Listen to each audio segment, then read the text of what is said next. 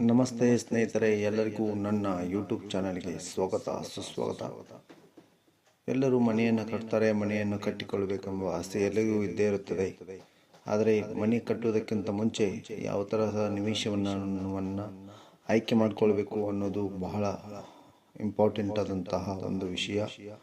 ಮನೆ ನಿರ್ಮಾಣಕ್ಕೆ ಅನುಕೂಲಕರವಾದ ನಿವೇಶನವನ್ನು ಆಯ್ಕೆ ಮಾಡುವ ಮುನ್ನ ಅದರ ಸುತ್ತಲ ಇರುವ ಪರಿಸ್ಥಿತಿ, ಭೂಮಿ ಸ್ಥಿತಿ, ದಿಕ್ಕುಗಳು, ಮೂಲೆಗಳು, ತಗ್ಗು, ಎತ್ತರ, ನಿವೇಶನದ ಆಕಾರ, ನೀರಿನ ಮೂಲ ಮತ್ತಿತರ ಅಂಶಗಳನ್ನು ಪ್ರತಿಯೊಬ್ಬರೂ ಕೂಡ ಪರಿಶೀಲಿಸಿಕೊಳ್ಳಬೇಕು.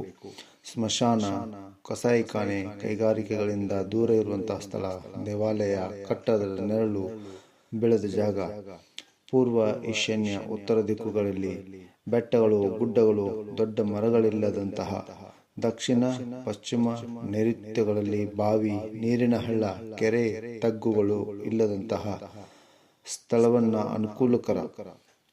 ಭೂಮಿಯ ಸ್ಥಿತಿಯನ್ನು ಸಹ ಪರಿಶೀಲಿಸಬೇಕು.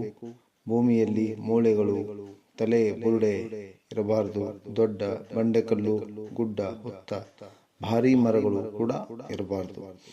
ಉದ್ದ ಮತ್ತು ಅಗಲಗಳು ಸರಿಸಮನಾಗಿ ಚತುರ್ಭುಜ ಆಕಾರವಾಗಿರುವಂತಹ ಅಥವಾ ದೀರ್ಘ ಚತುರ್ಭುಜ ಆಕಾರದಲ್ಲಿ ಇರುವಂತಹ ತ್ರಿಕೋನ, ಮೊರ, ಸರ್ಪ, ಆಮೆ, ಕಪ್ಪೆ, ಬಾಣದಂತಹ ಆಕಾರದಲ್ಲಿರುವಂತಹ ನಿವೇಶನ ಮನೆ ಕಟ್ಟುವುದಕ್ಕೆ ಯೋಗ್ಯವಾಗಿ ಇರುವುದಿಲ್ಲ. ನಿವೇಶನದ 4 ಬದಿ ದಿಕ್ಕುಗಳಿಗೆ ಎದುರಾಗಿರಬೇಕು. ನಿವೇಶನ ಮೂಲೆಯಾಗಿರಬಾರದು. ನಿವೇಶನದ ಮೂಲೆಗಳು ಹೆಚ್ಚಿಕೊಂಡಿದ್ದರೆ ದೋಷಗಳು, ದಿಕ್ಕುಗಳಿಗೆ ಅಭಿಮುಖವಾಗಿಲ್ಲದಂತಹ ದಿಕ್ಕುಗಳು ಕಡಿಮೆ ಇದ್ದರೆ ದೋಷ ಉಂಟಾಗುತ್ತದೆ. ಈಶಾನ್ಯದಲ್ಲಿ 1 ಅಂಗುಲ ಹೆಚ್ಚಾಗಿದ್ದರೂ ಒಳ್ಳೆಯದೇ ಇರುತ್ತದೆ. ಮೂಲೆಗಳು ಹೆಚ್ಚಾಗಿರುವ ನಿವೇಶನದಲ್ಲಿ 4 ಮೂಲೆಗಳನ್ನು ಮೂಲೆ ಮಟ್ಟಕ್ಕೆ 90 ಡಿಗ್ರಿ ಕೋನಕ್ಕೆ ಸರಿಹೊಂದುವಂತೆ ಸವರಣೆಯನ್ನು ಮಾಡಿಸಿ ಸರಹದ್ದುಗಳನ್ನು ನಿರ್ಧರಿಸಿ ಉಳಿದ ನಿವೇಶನವನ್ನು ಬೇರ್ಪಡಿಸಬೇಕು. ಉಳಿದ ಸ್ಥಳವನ್ನು ಬೇರೆ ಅಗತ್ಯಗಳಿಗೆ ಬಳಸಬೇಕು. ನಿವೇಶನ ಮಾತ್ರ ಚೌಕ ಆಕಾರವಾಗಿ ಅಥವಾ ದೀರ್ಘ ಚೌಕ ಆಕಾರದಲ್ಲಿಯೇ ಇರಬೇಕು. ಮೂಲೆಗಳು ಹೆಚ್ಚಾದರೆ ಅಥವಾ ಕಡಿಮೆಯಾದರೆ ನಿವೇಶನ ಆಕಾರ ಬದಲಾಗುತ್ತದೆ.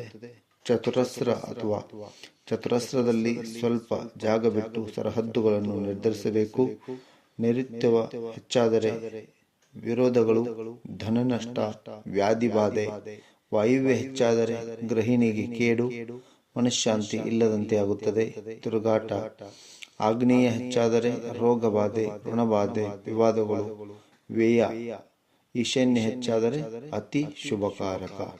ಈ ರೀತಿಯಾದಂಥ ಕೆಲವೊಂದಿಷ್ಟು ವಿಚಾರಗಳನ್ನು ನೀವು ತಿಳಿದುಕೊಂಡು ಒಂದು ನಿವೇಶನವನ್ನು ಆಯ್ಕೆ ಮಾಡಿಕೊಂಡು ಅಲ್ಲಿ ನೀವು ಮನೆ ಕಟ್ಟಿದರೆ ನಿಮಗೆ ಶುಭ ಫಲಗಳು ಪ್ರಾಪ್ತಿಯಾಗುತ್ತವೆ. ಎಲ್ಲರಿಗೂ ನಮಸ್ಕಾರ.